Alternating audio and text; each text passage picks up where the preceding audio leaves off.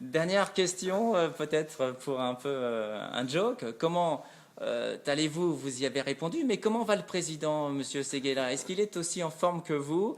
Est-ce qu'il a aussi d'appétit, aussi de passion, malgré les difficultés actuelles, malgré la crise, malgré un peu cette désespérance qui nous frappe depuis quelques années? Le président a beaucoup changé. Il est devenu président, c'est un métier, ça s'apprend. Il a compris aussi qu'il fallait faire beaucoup d'efforts de forme pour faire passer le fond, parce que les seules critiques qu'on lui a fait sont des critiques de forme un peu ridicules. Et il est en train de manager la plus grande crise de tous les temps.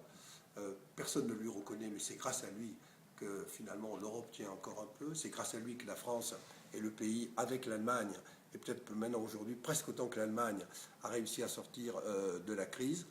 Il essaye de transformer la France.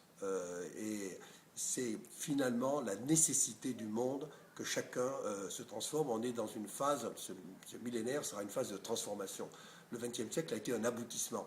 Dans le drame, 2 guerres mondiales, 50 crises économiques, c'est la faillite de 20 siècles de domination de la virilité, de la puissance, de l'activité, de la suractivité, et on entre dans ce qui sera la génération matriharmonique des valeurs féminines, des valeurs plus douces, des valeurs justement de l'économie, des valeurs de la proximité De la fraternité? et des valeurs de la fraternité. Merci. Euh, C'était votre dernier mot, non?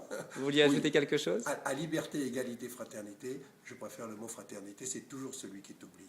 Eh bien, très bonne continuation, Monsieur Séguéla. Nous espérons que vous parlerez d'œcuménique avec le président et que vous pourrez surfer tous les Il est deux. très œcuménique. Il est très œcuménique, oui, tout à fait.